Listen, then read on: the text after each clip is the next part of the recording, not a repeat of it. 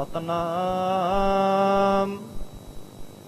ਸ੍ਰੀ ਵਾਹਿਗੁਰੂ ਸਾਹਿਬ ਜੀ।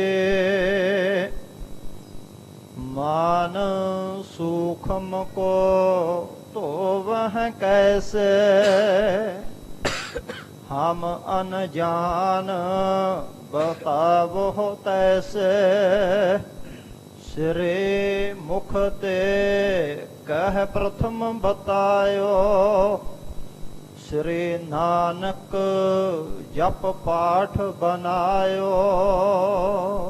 ਵਾਹਿਗੁਰੂ ਜੀ ਕਾ ਖਾਲਸਾ ਵਾਹਿਗੁਰੂ ਜੀ ਕੀ ਫਤਿਹ।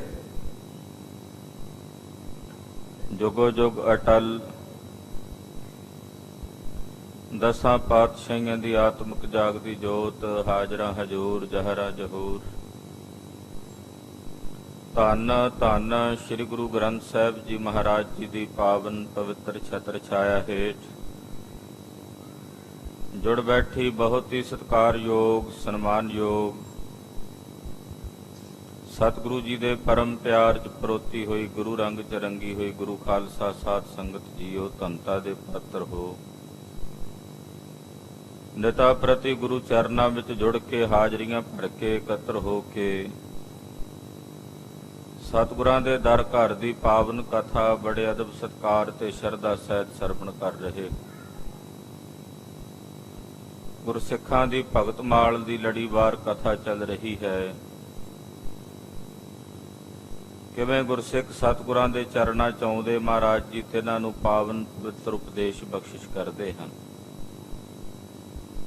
कुछ सिख महाराज धन गुरु अर्जन देव साहब दे चरणां विच आए हन, बेनती कर रहे ने,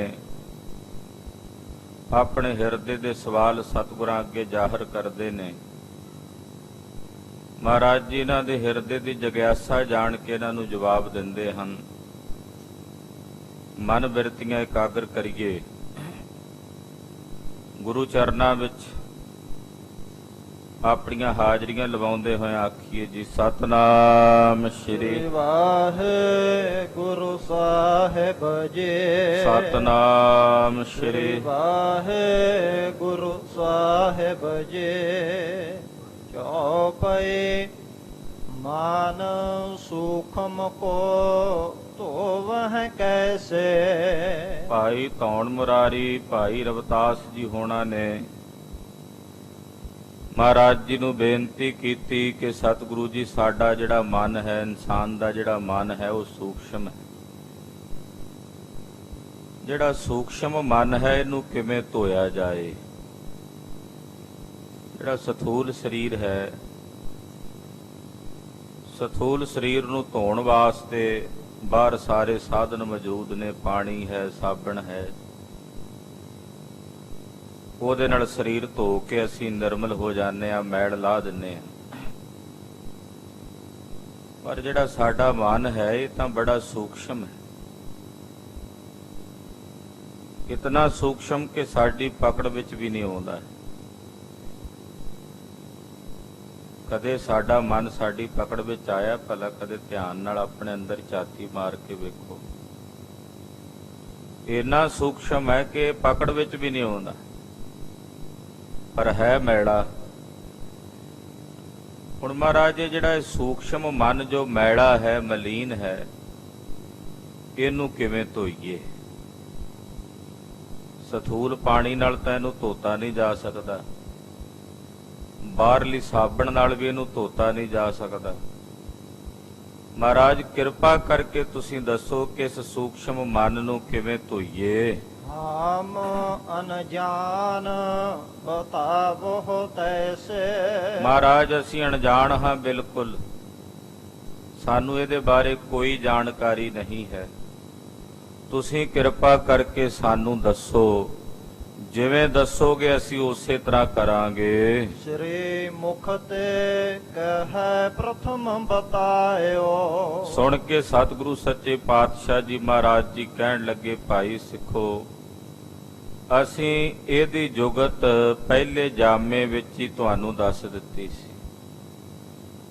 ਪ੍ਰਥਮ ਤੋਂ ਭਾਵ ਪਹਿਲਾਂ ਹੀ ਗੁਰੂ ਨਾਨਕ ਪਾਤਸ਼ਾਹ ਨੇ ਇਸ ਸੂਖਮ ਮਨ ਨੂੰ ਧੋਣ ਦਾ ਜਿਹੜਾ ਤਰੀਕਾ ਹੈ, ਜੁਗਤ ਹੈ, ਉਹ ਗੁਰੂ ਨਾਨਕ ਪਾਤਸ਼ਾਹ ਜੀ ਮਹਾਰਾਜ ਜੀ ਨੇ ਆਪਣੀ ਬਾਣੀ ਵਿੱਚ ਦੱਸ ਦਿੱਤੀ ਹੈ। ਸ੍ਰੀ ਨਾਨਕ ਜਪ ਪਾਠ ਬਨਾਇਓ। ਗੁਰੂ ਨਾਨਕ ਪਾਤਸ਼ਾਹ ਨੇ ਜਿਸ ਵੇਲੇ ਸ੍ਰੀ ਜਪਜੀ ਸਾਹਿਬ ਦੀ ਬਾਣੀ ਦੀ ਰਚਨਾ ਕੀਤੀ, ਜਪਜੀ ਸਾਹਿਬ ਦੀ ਪਵਿੱਤਰ ਬਾਣੀ ਮਹਾਰਾਜ ਜੀ ਨੇ ਜਿਸ ਵਕਤ ਉਚਾਰਨ ਕੀਤੀ, ਉਸ ਪਵਿੱਤਰ ਅੰਮ੍ਰਿਤ ਬਾਣੀ ਵਿੱਚ ਮਨ ਧੋਣ ਦਾ ਤਰੀਕਾ, ਮਨ ਨੂੰ ਧੋਣ ਵਾਸਤੇ ਜਿਹੜੀ ਜੁਗਤ ਹੈ, ਉਹ ਗੁਰੂ ਪਾਤਸ਼ਾਹ ਨੇ ਦੱਸੀ ਹੈ। ਸ੍ਰੀ ਮੁਖ ਵਾਕ ਭਰੀਐ ਹੱਥ ਪੈਰ ਤਨ ਦੇਹ। ਜਗਤ ਗੁਰੂ ਬਾਬਾ ਜੀ ਨੇ ਬਚਨ ਉਚਾਰਨ ਕੀਤੇ ਨੇ ਸ੍ਰੀ ਜਪਜੀ ਦੀ ਪਾਵਨ ਬਾਣੀ ਵਿੱਚ। ਭਰੀਐ ਮਤ ਭਰੀਐ ਹੱਥ ਪੈਰ ਤਨ ਦੇਹ। ਜਦੋਂ ਹੱਥ ਪੈਰ ਜਾਂ ਸਰੀਰ ਦਾ ਕੋਈ ਅੰਗ ਮੈਲਾ ਹੋ ਜਾਏ, ਕਿਸੇ ਮਿੱਟੀ ਨਾਲ ਜਾਂ ਕਿਸੇ ਹੋਰ ਮੈਲੇ ਪਦਾਰਥ ਨਾਲ, ਤਨ ਮੈਲਾ ਹੋ ਜਾਏ, ਹੱਥ ਜਾਂ ਪੈਰ ਮੈਲੇ ਹੋ ਜਾਣ, ਦੇਹ ਮੈਲੀ ਹੋ ਜਾਵੇ, ਪਾਣੀ ਧੋਤੈ ਉਤਰ ਸਖੇ ਹੈ। ਮੈਲੀ ਹੋਈ ਉਸ ਦੇਹ ਨੂੰ ਆਪਾਂ ਪਾਣੀ ਨਾਲ ਧੋ ਸਕਦੇ ਹਾਂ। ਦੋ ਪਾਠ ਮਹਾਂਪੁਰਸ਼ ਕਰਾਉਂਦੇ ਨੇ, ਉਤਰ ਸੋਖੇ, ਏਦਾਂ ਵੀ ਪਾਠ ਆਉਂਦਾ, ਉਤਰ ਸਖੇ ਇਕੱਠਾ ਵੀ ਆਉਂਦਾ।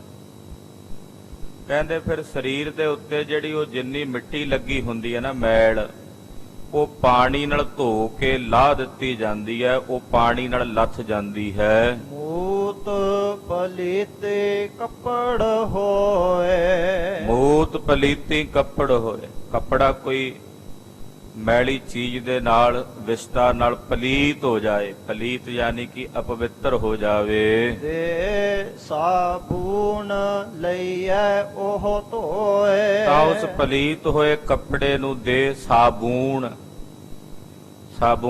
ਸਾਬਣ ਦੇ ਨਾਲ ਉਹਨੂੰ ਧੋ ਕੇ ਉਸ ਮੈਲੇ ਹੋਏ ਕੱਪੜੇ ਨੂੰ, ਅਪਵਿੱਤਰ ਹੋਏ ਕੱਪੜੇ ਨੂੰ ਸਾਫ਼ ਕੀਤਾ ਜਾਂਦਾ ਹੈ। ਭਰੀਐ ਮਤ ਪਾਪਾਂ ਕੈ ਸੰਗ। ਇਸੇ ਤਰ੍ਹਾਂ ਜਿਹੜੀ ਇਨਸਾਨ ਦੀ ਮਤ ਹੈ ਉਹ ਸੂਖਸ਼ਮ ਹੈ ਨਾ, ਜਿਹੜਾ ਇਹਨਾਂ ਨੇ ਸਵਾਲ ਕੀਤਾ ਸੀ ਵੀ ਸੂਖਮ ਮਨ ਕਿਵੇਂ ਧੋਈਏ। ਮਹਾਰਾਜ ਜੀ ਕਹਿੰਦੇ ਜਿਹੜਾ ਮਨ ਹੈ, ਮਤ ਹੈ, ਉਹ ਸੂਖਸ਼ਮ ਹੈ, ਉਹ ਪਾਪਾਂ ਦੀ ਮੈਲ ਨਾਲ ਲਿਬੜੀ ਹੋਈ ਹੈ। ਭਰੀਐ ਮਤ ਪਾਪਾਂ ਕੈ ਸੰਗ, ਪਾਪਾਂ ਦੇ ਨਾਲ ਮਤ ਮੈਲੀ ਹੋਈ ਹੋਈ ਹੈ। ਮਤ ਵਿੱਚ ਪਾਪ ਕਰਮਾਂ ਦੀ ਮਲੀਨਤਾਈ ਨਾਲ ਮਤ ਮੈਲੀ ਹੈ। ਉਹ ਧੋਪੈ ਨਾਵੈ ਕੈ ਰੰਗ। ਪਰ ਜਿਹੜੀ ਇਹ ਮੈਲੀ ਮਤ ਹੈ, ਜਿਹੜੀ ਪਾਪ ਕਰਮਾਂ ਨਾਲ ਮੈਲੀ ਹੋ ਰਹੀ ਹੈ, ਇਹ ਨਾਮ ਦੇ ਰੰਗ ਨਾਲ ਧੋਈ ਜਾ ਸਕਦੀ। ਆਖੋ ਸਤਿਨਾਮ ਸ੍ਰੀ ਵਾਹਿਗੁਰੂ। ਕਿਉਂਕਿ ਨਾਮ ਵੀ ਸੂਖਮ ਹੈ। ਜੇ ਮਨ ਸੂਖਮ ਹੈ ਤੇ ਨਾਮ ਵੀ ਸੂਖਸ਼ਮ ਹੈ। ਹੁਣ ਸੂਖਸ਼ਮ ਨਾਮ ਨਾਲ ਇਸ ਸੂਖਮ ਮਨ ਦੀ ਮੈਲ ਨੂੰ ਧੋਤਾ ਜਾ ਸਕਦਾ ਹੈ। ਇਹ ਗੁਰੂ ਨਾਨਕ ਪਾਤਸ਼ਾਹ ਨੇ ਪਹਿਲੇ ਜਾਮੇ 'ਚ ਬਚਨ ਉਚਾਰਨ ਕੀਤੇ ਕਿ ਨਾਮ ਦੇ ਰੰਗ ਨਾਲ ਇਸ ਮਨ ਨੂੰ, ਇਸ ਹਿਰਦੇ ਨੂੰ ਸ਼ੁੱਧ ਕੀਤਾ ਜਾ ਸਕਦਾ ਹੈ। ਮਹਾਂਪੁਰਸ਼, ਮਹਾਨ ਵਿਦਵਾਨ, ਪੰਥ ਰਤਨ, ਦਮਦਮੀ ਟਕਸਾਲ ਦੇ ਮੁਖੀ ਸੰਤ ਗਿਆਨੀ ਗੁਰਬਚਨ ਸਿੰਘ ਜੀ ਖਾਲਸਾ ਪਿੰਡਰਾਂ ਵਾਲੇ, ਉਹਨਾਂ ਦੇ ਬਚਨ ਹਨ। ਇਹਨਾਂ ਪੰਕਤੀਆਂ ਦੀ ਵਿਆਖਿਆ ਕਰਦੇ ਹਾਂ। ਪੁਰਾਣੇ ਸਮਿਆਂ ਵਿੱਚ ਕੱਪੜੇ ਧੋਣ ਵਾਸਤੇ ਘਾਟ ਬਣੇ ਸਨ। ਉਦੋਂ ਘਰਾਂ ਵਿੱਚ ਪਾਣੀ ਦਾ ਪ੍ਰਬੰਧ ਨਹੀਂ ਸੀ। ਲੋਕ ਕੱਪੜੇ ਧੋਣ ਵਾਸਤੇ ਘਾਟਾਂ ਤੇ ਜਾਂਦੇ ਸੀ। ਨਦੀਆਂ ਦੇ, ਸਰੋਵਰਾਂ ਦੇ, ਤਲਾਬਾਂ ਦੇ ਕੰਢਿਆਂ ਤੇ ਘਾਟ ਬਣੇ ਹੋਣੇ, ਉਹਨਾਂ ਘਾਟਾਂ ਤੇ ਜਾ ਕੇ ਕੱਪੜੇ ਧੋਣੇ। ਉਹ ਕਹਿੰਦੇ ਜਿਹੜੀ ਸਤ ਸੰਗਤ ਹੈ ਇਹ ਘਾਟ ਹੈ। ਸਤ ਸੰਗਤ ਰੂਪੀ ਘਾਟ ਤੇ ਨਾਮ ਜਲ ਹੈ। ਇਹਦੇ ਵਿੱਚ ਨਾਮ ਰੂਪੀ ਜਲ ਭਰਿਆ, ਕਿਉਂਕਿ ਸੰਗਤ ਵਿੱਚ ਨਾਮ ਜਪਿਆ ਜਾਂਦਾ। ਸਤ ਸੰਗਤ ਕੈਸੀ ਜਾਣੀਆਂ ਜਿੱਥੇ ਇੱਕੋ ਨਾਮ ਵਖਾਣੀ। ਨਾਮ ਇਹਦੇ ਚ ਜਲ ਹੈ। ਪ੍ਰੇਮ ਸਾਬਣ ਹੈ। ਧੋਣਾ ਕੀ ਹੈ? ਆਪਣਾ ਮਨ ਰੂਪੀ ਕੱਪੜਾ। ਮਨ ਰੂਪੀ ਕੱਪੜੇ ਤੇ ਨਾਮ ਰੂਪੀ ਜਲ ਪਾ ਕੇ, ਪ੍ਰੇਮ ਰੂਪੀ ਸਾਬਣ ਲਾ ਕੇ, ਹੁਣ ਕੱਪੜਾ ਮੈਲਾ ਹੋਵੇ ਤੇ ਮੁੱਕੀਆਂ ਮਾਰੀਆਂ ਜਾਂਦੀਆਂ ਉੱਤੋਂ, ਇਹ ਕੱਪੜੇ ਚੋਂ ਮੈਲ ਨਿਕਲ ਜਾਏ।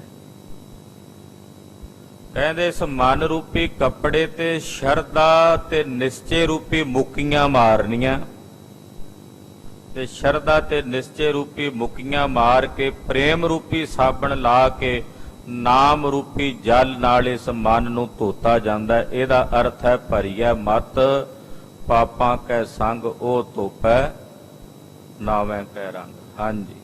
ਚੌਪਏ ਤਾਨ ਅਰ ਬਸਤਰ ਸਥੂਲ ਜੋ ਹੋਏ। ਮਹਾਰਾਜ ਜੀ ਕਹਿੰਦੇ ਜਿਹੜਾ ਸਰੀਰ ਹੈ ਜਾਂ ਜਿਹੜੇ ਬਸਤਰ ਨੇ ਸਥੂਲ ਨੇ। ਕੱਪੜੇ ਵੀ ਸਾਡੀ ਪਕੜ ਚ ਆ ਜਾਂਦੇ ਨੇ, ਜਿਹੜਾ ਸਾਡਾ ਸਰੀਰ ਹੈ ਇਹ ਵੀ ਸਾਡੀ ਪਕੜ ਵਿੱਚ ਆ ਜਾਂਦਾ। ਇਹ ਦੋਵੇਂ ਸਥੂਲ ਹਨ। ਜਲ ਸਾਬਨ ਸੰਗ ਲਈਐ ਧੋਏ। ਤਨ ਮੈਲਾ ਹੋਵੇ ਚਾਹੇ ਕੱਪੜੇ ਮੈਲੇ ਹੋਣ, ਇਹਨੂੰ ਸਾਬਣ ਦੇ ਨਾਲ ਜਾਂ ਪਾਣੀ ਦੇ ਨਾਲ ਧੋਤਾ ਜਾ ਸਕਦਾ ਹੈ। ਮਤ ਅਰ ਅਗ ਸੂਖਮ ਇਹ ਜਾਨ। ਪਰ ਜਿਹੜੀ ਇਨਸਾਨ ਦੀ ਮਤ ਹੈ ਜਾਂ ਮਨ ਹੈ, ਇਹ ਅਤ ਦੇ ਸੂਖਮ ਹਨ, ਇਹ ਬਹੁਤ ਜ਼ਿਆਦਾ ਸੂਖਮ ਹਨ। ਮਨ ਕੋ ਕਰਹਿ ਮਲੀਨ ਮਹਾਨ। ਜਿਹੜੇ ਪਾਪ ਕਰਮ ਨੇ, ਮਾੜੀਆਂ ਚੇਤਵਨੀਆਂ, ਮਾੜੀਆਂ ਸੋਚਾਂ, ਮਾੜੇ ਖਿਆਲ, ਉਹ ਸਾਡੇ ਇਸ ਮਨ ਨੂੰ ਮਲੀਨ ਕਰ ਦਿੰਦੇ ਨੇ, ਉਹ ਇਨਸਾਨ ਦੇ ਮਨ ਨੂੰ ਮੈਲਾ ਕਰ ਦਿੰਦੇ ਹਨ। ਸਤ ਨਾਮ ਭੀ ਸੂਖਮ ਹੈ। ਹੁਣ ਉਸ ਸੂਖਮ ਮਨ ਨੂੰ ਧੋਣ ਦਾ ਤਰੀਕਾ ਕੀ ਹੈ? ਸੂਖਮ ਨਾਲ ਹੀ ਧੋਇਆ ਜਾ ਸਕਦਾ ਹੈ।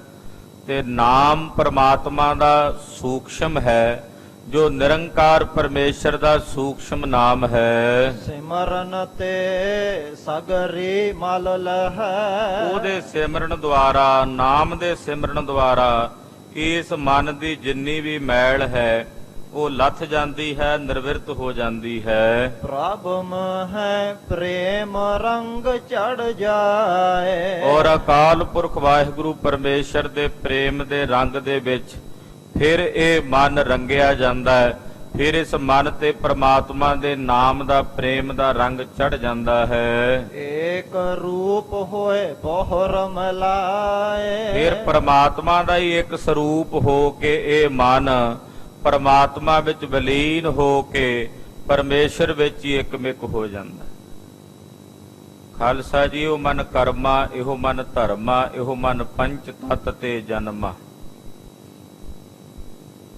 ਇਹ ਮਨ ਕਰਮ ਤੋਂ ਪੈਦਾ ਹੋਇਆ। ਇਹ ਮਨ ਹੀ ਕਰਮ ਕਰਨ ਵਾਲਾ, ਮਨ ਹੀ ਧਰਮ ਦੇ ਵਿੱਚ ਪ੍ਰਵਿਰਤ ਹੋਣ ਵਾਲਾ। ਇਹ ਮਨ ਪੰਜਾਂ ਤੱਤਾਂ ਦੇ ਸੂਖਮ ਭਾਵ ਤੋਂ ਪੈਦਾ ਹੋਇਆ। ਫਿਰ ਇਹ ਮਨ ਜਿਹੋ ਜਿਹਾ ਲੱਗਦਾ ਉਹੋ ਜਿਹਾ ਹੋ ਜਾਂਦਾ। ਇਹ ਮਨ ਸੰਸਾਰ ਵਿੱਚ ਲੱਗੇ ਤੇ ਸੰਸਾਰ ਰੂਪ ਹੋ ਜਾਂਦਾ, ਪਰ ਇਹੀ ਮਨ ਨਿਰੰਕਾਰ ਵਿੱਚ ਲੱਗੇ ਤੇ ਫਿਰ ਨਿਰੰਕਾਰ ਰੂਪ ਹੋ ਜਾਂਦਾ। ਇਸ ਤਰ੍ਹਾਂ ਦੀ ਅਵਸਥਾ ਇਸ ਮਨ ਦੀ ਬਣ ਜਾਂਦੀ ਕਿ ਪ੍ਰਮਾਤਮਾ ਵਿੱਚ ਮਿਲ ਕੇ ਫਿਰ ਇੱਕ-ਮਿਕ ਹੋ ਜਾਂਦਾ ਹੈ। ਸਰਦਾ ਅਰ ਧੀਰਜ ਉਰ ਧਰੋ। ਇਸ ਕਰਕੇ ਹੈ ਗੁਰਸਿੱਖੋ, ਤੁਸੀਂ ਆਪਣੇ ਹਿਰਦੇ 'ਚ ਸ਼ਰਧਾ ਔਰ ਧੀਰਜ, ਇਹ ਦੋਵੇਂ ਗੁਣਾਂ ਨੂੰ ਧਾਰਨ ਕਰੋ। ਗੁਰਬਾਣੀ ਪਠ ਸੁਨ ਗੁਣ ਧਰੋ। ਗੁਰਬਾਣੀ ਨੂੰ ਪੜੋ ਤੇ ਗੁਰਬਾਣੀ ਨੂੰ ਸੁਣੋ।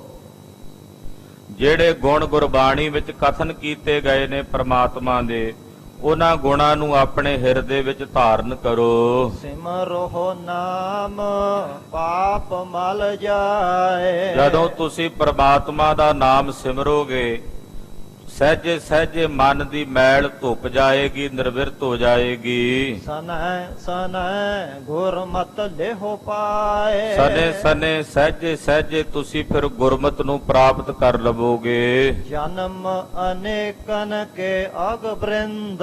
ਅਨੇਕਾਂ ਜਨਮਾਂ ਦੇ ਜਿਹੜੇ ਪਾਪ ਨੇ ਉਹ ਕੱਟੇ ਜਾਣਗੇ, ਨਿਰਵਿਰਤ ਹੋ ਜਾਣਗੇ। ਕਰਹੁ ਭਜਨ ਸਭ ਹੋਏ ਨਿਕੰਦ। ਪਰਮੇਸ਼ਰ ਦਾ ਭਜਨ ਕਰੋ, ਅਕਾਲ ਪੁਰਖ ਦਾ ਭਜਨ ਕਰਕੇ ਸਾਰੀ ਪਾਪ ਨਿਕੰਦੇ ਜਾਣਗੇ, ਸਾਰੀ ਪਾਪ ਕੱਟੇ ਜਾਣਗੇ। ਸੋਨ ਸਿੱਖਨ ਸਰਦਾ ਧਰ ਧੀਰ। ਸਤਿਗੁਰੂ ਜੀ ਦੇ ਪਾਵਨ ਬਚਨ ਸੁਣ ਕੇ ਸਿੱਖਾਂ ਨੇ ਆਪਣੇ ਹਿਰਦੇ 'ਚ ਸ਼ਰਧਾ ਧਾਰਨ ਕੀਤੀ ਹੈ, ਧੀਰਜ ਨੂੰ ਵਸਾਇਆ ਹੈ। ਲਾਗੇ ਸਿਮਰਨ ਕਰਨ ਗਹੀਰ। ਮਹਾਰਾਜ ਜੀ ਦਾ ਬਚਨ ਮੰਨ ਕੇ ਹੋਣੇ ਸਿੱਖ। ਵਾਹਿਗੁਰੂ ਵਾਹਿਗੁਰੂ ਵਾਹਿਗੁਰੂ ਵਾਹਿਗੁਰੂ। ਇਹ ਪਾਵਨ ਪਵਿੱਤਰ ਅੰਮ੍ਰਿਤ ਨਾਮ ਦਾ ਜਾਪ ਜਪਣ ਲੱਗੇ ਹਨ। ਆੜਿਤ ਸੋਇਨੇ ਸਿੱਖ ਚੱਲ ਆਇਓ। ਇਸੇ ਤਰ੍ਹਾਂ ਭਾਈ ਆੜਤ ਸੋਇਨੀ ਉਹਨਾਂ ਦਾ ਗੋਤਰ ਸੀ। ਭਾਈ ਸਾਹਿਬ ਭਾਈ ਆੜਤ ਸੋਇਨੀ ਜੀ ਚੱਲ ਕੇ ਆਏ ਹਨ। ਸਤਿਗੁਰ ਆਗੇ ਸੀਸ ਨਿਵਾਇਓ। ਭਾਈ ਆੜਤ ਸੋਇਨੀ ਜੀ ਨੇ ਮਹਾਰਾਜ ਜੀ ਦੇ ਚਰਨਾਂ ਵਿੱਚ ਆ ਕੇ ਬੜੇ ਅਦਬ ਸਤਕਾਰ ਸਹਿਤ ਗੁਰੂ ਪਾਤਸ਼ਾਹ ਦੇ ਚਰਨਾਂ ਵਿੱਚ ਸੀਸ ਝੁਕਾਇਆ ਹੈ, ਨਮਸਕਾਰ ਕੀਤੀ ਹੈ। ਹੱਥ ਜੋੜ ਅਰਦਾਸ ਉਚਾਰੇ। ਹੱਥ ਜੋੜ ਕੇ ਧੰਨ ਗੁਰੂ ਅਰਜਨ ਦੇਵ ਸਾਹਿਬ ਜੀ ਨੂੰ ਅਰਦਾਸ ਕੀਤੀ, ਬੇਨਤੀ ਕੀਤੀ ਹੈ। ਫਿਰਤ ਹਮਾਰੇ ਸ਼ਾਸਤਰਨ ਧਾਰੇ। ਕਹਿਣ ਲੱਗੇ ਭਾਈ ਆੜਤ ਜੀ, ਸਤਿਗੁਰੂ ਜੀ ਅਸੀਂ ਸ਼ਸਤਰ ਧਾਰੀ ਬਿਰਤੀ ਨੂੰ ਪਾਲਦੇ ਹਾਂ। ਮੈਂ ਸ਼ਸਤਰ ਧਾਰੀ ਹਾਂ, ਸੂਰਮਾ ਹਾਂ, ਸਿਪਾਹੀ ਹਾਂ, ਫੌਜ ਵਿੱਚ ਭਰਤੀ ਹਾਂ। ਜੇਮ ਉਧਾਰ ਹਮਰੋ ਹੋਏ ਜਾਏ। ਮਹਾਰਾਜ ਕਿਰਪਾ ਕਰਕੇ ਮੇਰੇ ਵਾਸਤੇ ਕੀ ਉਪਦੇਸ਼ ਹੈ?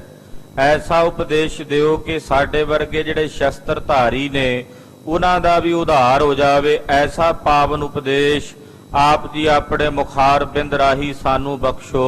ਕਿਰਪਾ ਕਰੋ ਉਪਦੇਸ਼ ਬਤਾਏ। ਮਹਾਰਾਜ ਜੀ ਕਿਰਪਾ ਕਰਕੇ ਸਾਨੂੰ ਪਾਵਨ ਪਵਿੱਤਰ ਉਪਦੇਸ਼ ਬਤਾਵੋ, ਭਾਵ ਉਪਦੇਸ਼ ਦਿਓ। ਸ੍ਰੀ ਅਰਜਨ ਤਬ ਸੁਮਤ ਬਤਾਏ। ਮਹਾਰਾਜ ਜੀ ਨੇ ਉਸ ਵਕਤ ਭਾਈ ਆੜਤ ਜੀ ਦੀ ਬੇਨਤੀ ਸੁਣ ਕੇ ਇਹਨਾਂ ਨੂੰ ਸਮਤ ਦੇਂਦਿਆਂ ਉਚਾਰਨ ਕੀਤਾ।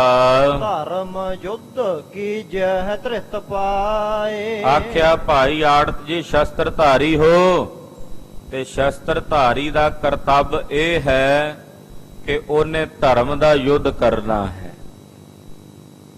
ਧਰਮ ਯੁੱਧ ਕਰਨਾ ਸ਼ਸਤਰ ਧਾਰੀ ਨੇ। ਸ਼ਸਤਰ ਧਾਰੀ ਦਾ ਜਿਹੜਾ ਕਰਤੱਵ ਹੈ ਉਹ ਹੈ ਧਰਮ ਯੁੱਧ। ਧਰਮ ਦਾ ਯੁੱਧ ਕਰਨਾ ਹੈ। ਰਣ ਕਰਤੇ ਪ੍ਰਭ ਸੋ ਰਖ ਧਿਆਨ।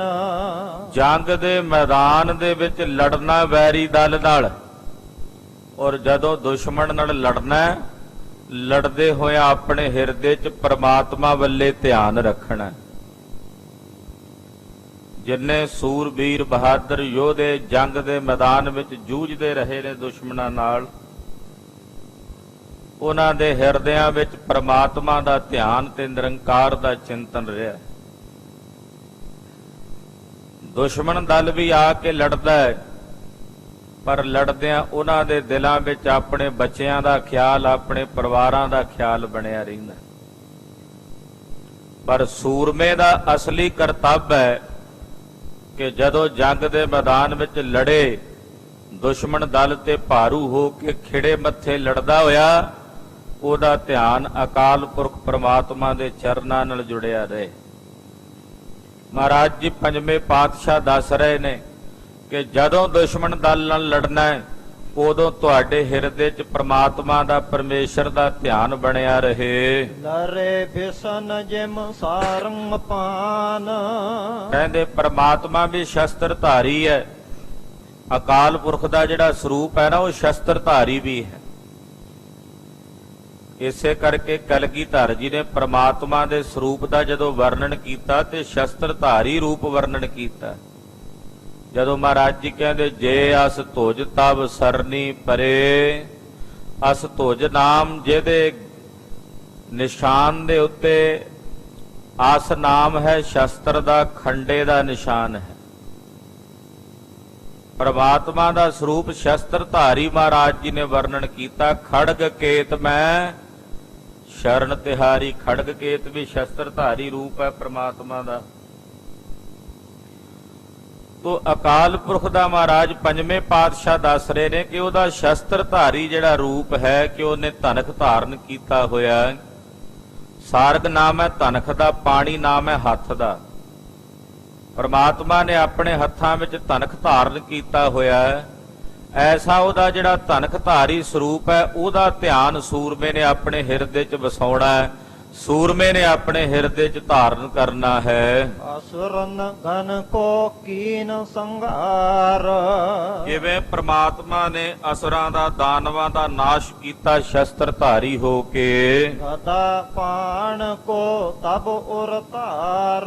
ਉਹ ਸਦਾ ਆਪਣੇ ਹੱਥਾਂ ਵਿੱਚ ਸ਼ਸਤਰ ਧਾਰਨ ਕਰਕੇ ਰੱਖਦਾ ਹੈ। ਸੰਕਟ ਦੇਹ ਗਰੀਬਨ ਜੋਏ। ਔਰ ਇਸ ਤਰ੍ਹਾਂ ਦੀ ਬਿਰਤੀ ਰੱਖਣੀ ਹੈ ਸੂਰਮੇ ਨੇ ਕਿ ਅਗਰ ਕੋਈ ਦਾਨਵੀ ਤੇ ਰਾਖਸ਼ੀ ਬਿਰਤੀ ਵਾਲਾ ਬੰਦਾ ਕਿਸੇ ਗਰੀਬ ਨੂੰ ਸੰਕਟ ਦੇ ਰਿਹਾ ਹੈ, ਕਿਸੇ ਗਰੀਬ ਤੇ ਆਪਣਾ ਜ਼ੁਲਮ ਕਰ ਰਿਹਾ ਹੈ, ਹੈ ਸੋ ਲਰਹੋ ਧਰਮ ਬਹੁ ਹੋਏ। ਔਰ ਜੇ ਕੋਈ ਜ਼ੁਲਮ ਕਰ ਰਿਹਾ ਹੈ ਗਰੀਬ ਦੇ ਉੱਤੇ ਤਾਂ ਉਹਦੇ ਜ਼ੁਲਮ ਦਾ ਟਾਕਰਾ ਕਰਨ ਵਾਸਤੇ ਉਹਦੇ ਸਾਹਮਣੇ ਜਾ ਕੇ ਲੜਨਾ ਇਹ ਸੂਰਮੇ ਦਾ ਧਰਮ ਹੈ, ਇਹ ਸ਼ਸਤਰ ਧਾਰੀ ਦਾ ਧਰਮ ਹੈ।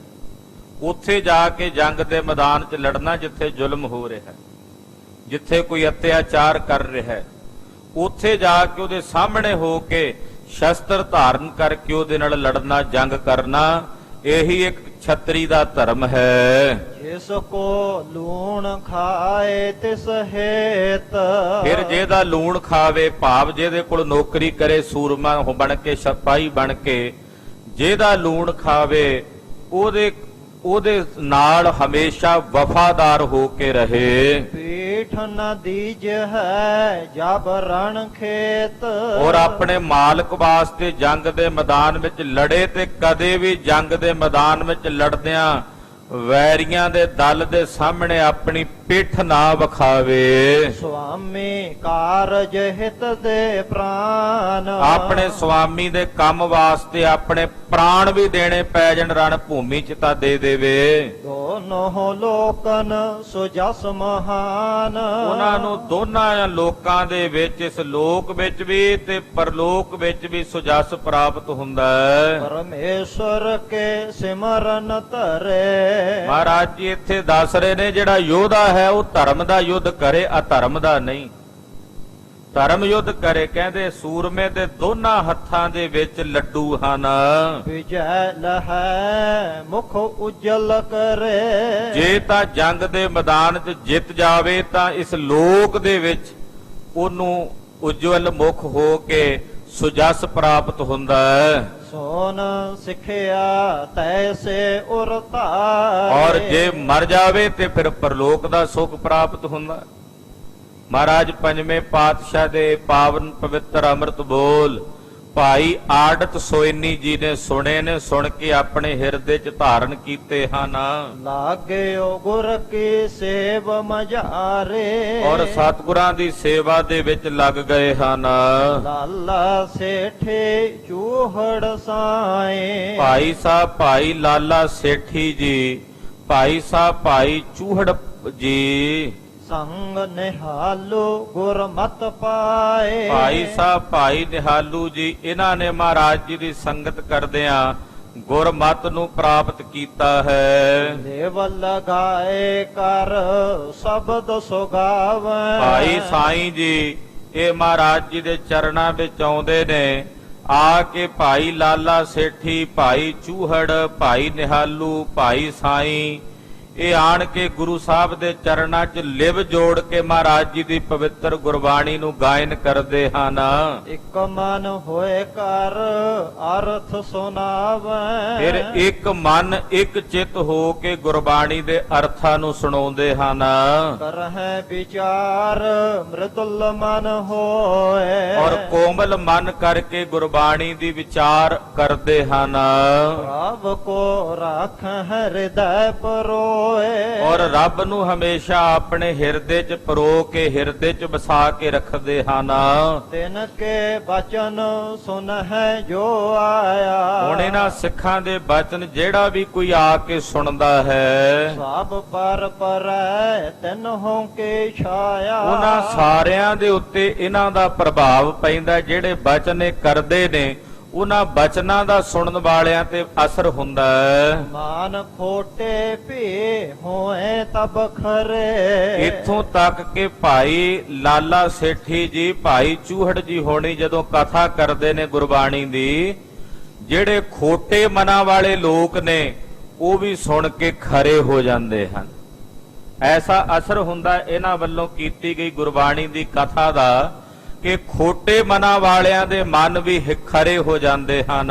ਭਲੇ ਕਰਮ ਕਰਬੇ ਹਿਤ ਧਰੇ। ਔਰ ਉਹ ਚੰਗੇ ਕਰਮ ਕਰਨ ਦੇ ਵਿੱਚ ਆਪਣਾ ਹਿੱਤ ਧਾਰਨ ਕਰਦੇ ਹਨ। ਸ੍ਰੀ ਮੁਖ ਤੇ ਬੋਲੇ ਬਚ ਪੂਤ। ਧੰਨ ਸ੍ਰੀ ਗੁਰੂ ਅਰਜਨ ਦੇਵ ਸਾਹਿਬ ਜੀ ਮਹਾਰਾਜ ਜੀ ਉਸ ਵਕਤ ਬੋਲੇ, ਜੋ ਨਰ ਕਰ ਹੈ ਭਲੇ ਕਰਤੂਤ। ਮਹਾਰਾਜ ਜੀ ਕਹਿੰਦੇ ਜਿਹੜੇ ਵਿਅਕਤੀ ਭਲੇ ਕਰਮ ਕਰਦੇ ਨੇ, ਚੰਗੇ ਕਰਮ ਕਰਦੇ ਹਨ, ਜਿਮ ਅਪਰਨ ਉਪਦੇਸ਼ ਉਚਾਰੇ। ਉਹ ਜਿਸ ਤਰ੍ਹਾਂ ਕਿਸੇ ਦੂਸਰੇ ਨੂੰ ਉਪਦੇਸ਼ ਦਿੰਦੇ ਹਨ, ਤਿਮ ਨਿਸਚੈ ਆਪਨੋ ਉਰ ਧਾਰੇ। ਉਸੇ ਤਰ੍ਹਾਂ ਉਹ ਆਪਣੇ ਹਿਰਦੇ ਵਿੱਚ ਵੀ ਨਿਸ਼ਚਾ ਧਾਰਨ ਕਰਦੇ ਨੇ, ਆਪਣੇ ਹਿਰਦੇ ਵਿੱਚ ਵੀ ਨਿਰਣਾ ਵਸਾਉਂਦੇ ਹਨ। ਤਿਨ ਕੇ ਛਾਇਆ ਸਭ ਪਰ ਜਾਏ। ਉਹੋ ਜਿਹੇ ਜਿਹੜੇ ਗੁਰਮੁਖ ਨੇ ਉਹਨਾਂ ਦਾ ਅਸਰ, ਉਹਨਾਂ ਦਾ ਪ੍ਰਭਾਵ ਫਿਰ ਸਾਰਿਆਂ ਤੇ ਪੈ ਜਾਂਦਾ ਹੈ। ਸੁਨ ਹੈ ਬਾਕ ਜੇ ਹਿਰਦੈ ਬਸਾਏ। ਉਹਨਾਂ ਦੇ ਮੂੰਹੋਂ ਜੇ ਕੋਈ ਬਚਨ ਸੁਣਦਾ ਤੇ ਸੁਣਨ ਵਾਲੇ ਆਪਣੇ ਹਿਰਦਿਆਂ ਵਿੱਚ ਉਹਨਾਂ ਦੇ ਕਹੇ ਹੋਏ ਬਚਨਾਂ ਨੂੰ ਵਸਾਉਂਦੇ ਹਨ।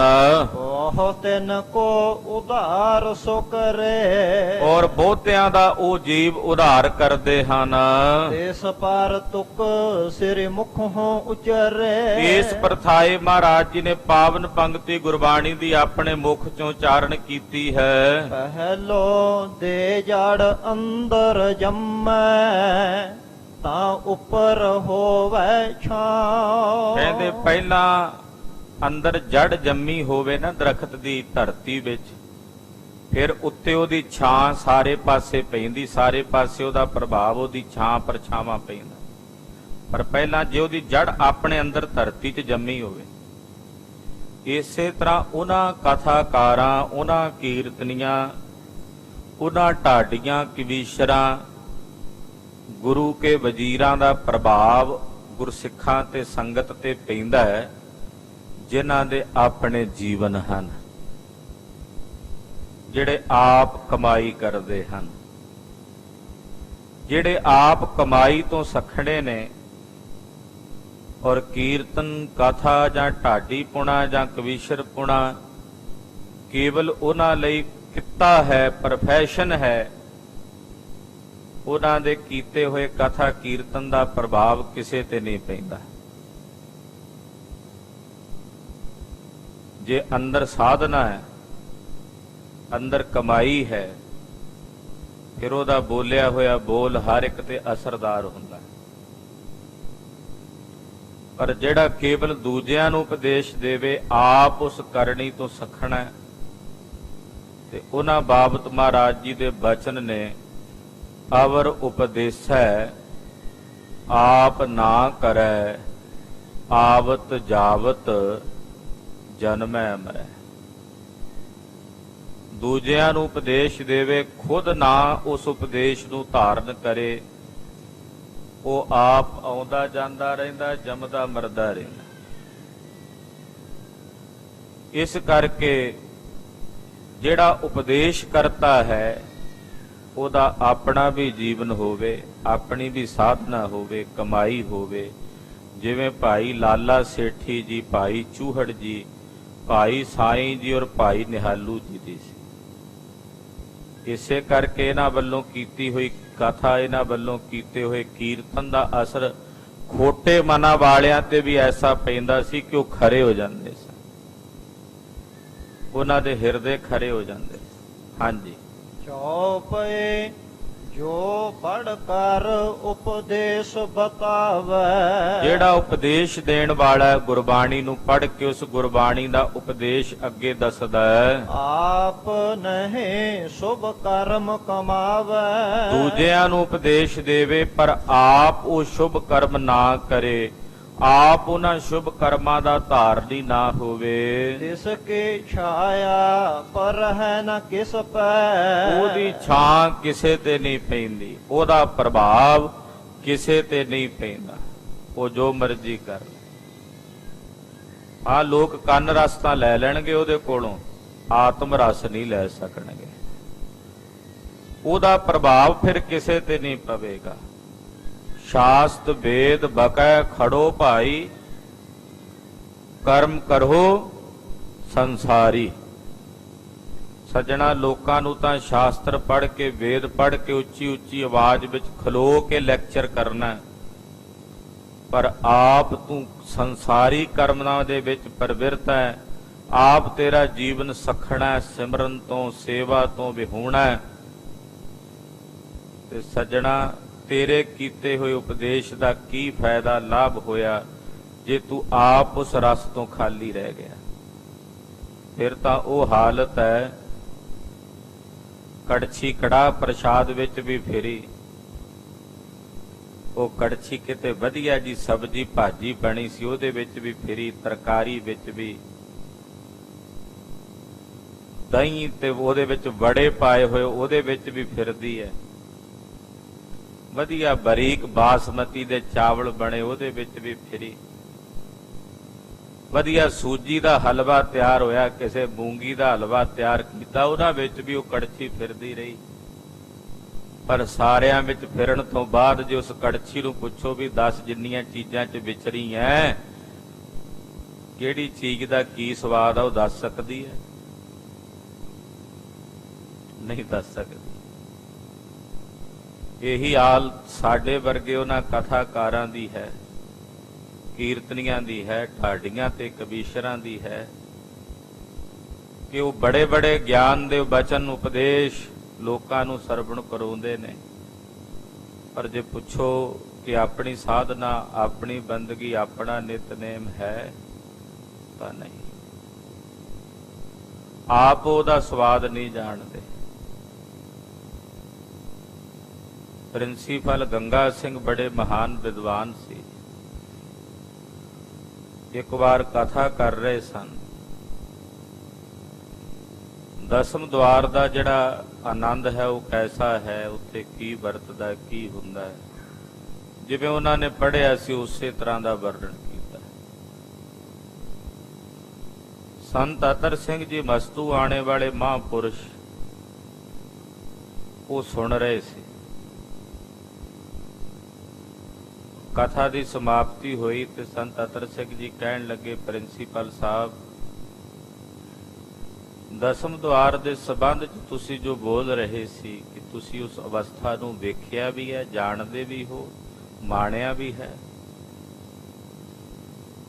ਪ੍ਰਿੰਸੀਪਲ ਗੰਗਾ ਸਿੰਘ ਜੀ ਨੇ ਬੜੇ ਸਰਲ ਜਿਹੇ ਸ਼ਬਦਾਂ ਵਿੱਚ ਸੱਚ-ਸੱਚ ਦੱਸ ਦਿੱਤਾ। ਕਹਿੰਦੇ ਜੀ ਨਹੀਂ, ਕਹਿੰਦੇ ਇਸੇ ਤਰ੍ਹਾਂ ਦਾ ਹੀ ਹੈ ਜਿਹੋ ਜਿਹਾ ਤੁਸੀਂ ਵਰਣਨ ਕੀਤਾ, ਪਰ ਉਹਨੂੰ ਮਾਣਨ ਦਾ ਯਤਨ ਵੀ ਕਰੋ। ਵਾਕਈ ਫਿਰ ਪ੍ਰਿੰਸੀਪਲ ਗੰਗਾ ਸਿੰਘ ਜੀ ਵਿਦਵਾਨ ਪੁਰਸ਼ ਹੋ ਨਿਪੜੇ। ਸਾਧਨਾ ਉਹਨਾਂ ਦੀ ਵੀ ਹੋਣੀ ਚਾਹੀਦੀ। ਇਸ ਕਰਕੇ ਪਹਿਲੋਂ ਦੇ ਜੜ ਅੰਦਰ ਜੰਮੈ ਤਾਂ ਉੱਪਰ ਹੋਵੇ ਛਾਉ ਦਾ ਬਚਨ ਗੁਰੂ ਅਰਜਨ ਦੇਵ ਸਾਹਿਬ ਨੇ ਉਚਾਰਨ ਕੀਤਾ। ਹਾਂਜੀ। ਸ਼ਰਵਨ ਕਰੇ ਕੁਛ ਹੋਏ ਨਾ ਤਿਸ ਪੈ। ਕਹਿੰਦੇ ਜੇ ਕੋਈ ਸਾਧਨਾ ਤੋਂ, ਕਮਾਈ ਤੋਂ ਵਿਹੂਣਾ ਬੰਦਾ, ਉਪਦੇਸ਼ਕ, ਉਪਦੇਸ਼ ਦੇਣ ਵਾਲਾ ਆਪ ਖਾਲੀ ਹੋਵੇ, ਉਹ ਦੂਜਿਆਂ ਨੂੰ ਉਪਦੇਸ਼ ਦੇਵੇ ਵੀ ਨਾ, ਤੇ ਸੁਣਨ ਵਾਲਿਆਂ ਤੇ ਕੋਈ ਅਸਰ ਨਹੀਂ ਪੈਂਦਾ। ਉਹ ਲੋਕ ਸੁਣਦੇ ਨੇ ਪਰ ਉਹਨਾਂ ਤੇ ਕੋਈ ਪ੍ਰਭਾਵ ਨਹੀਂ ਪੈਂਦਾ। ਏਮ ਸਤਿਗੁਰ ਸੋ ਸਿੱਖ ਸਰਾਹੇ। ਇਸ ਤਰ੍ਹਾਂ ਸਤਿਗੁਰੂ ਜੀ ਨੇ ਉਹਨਾਂ ਸਿੱਖਾਂ ਦੀ ਸ਼ਲਾਘਾ ਕੀਤੀ ਹੈ ਜਿਹੜੇ ਸਿੱਖ ਆਪ ਸਾਧਨਾ ਕਰਕੇ ਫਿਰ ਦੂਜੇ ਨੂੰ ਉਪਦੇਸ਼ ਦਿੰਦੇ ਨੇ।